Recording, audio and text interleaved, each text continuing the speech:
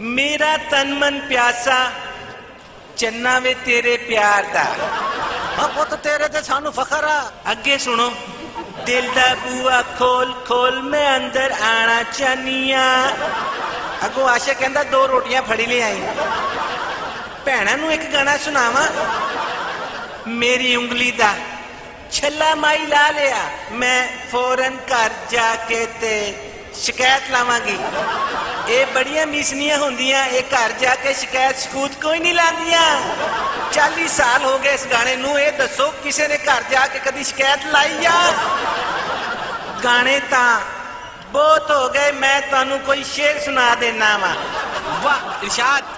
रोटी कपड़ा मकान है, तेरा किधर ध्यान है? इमरान ते कादरी छाला मारते ने, नवाज शरीफ बहुत परेशान है।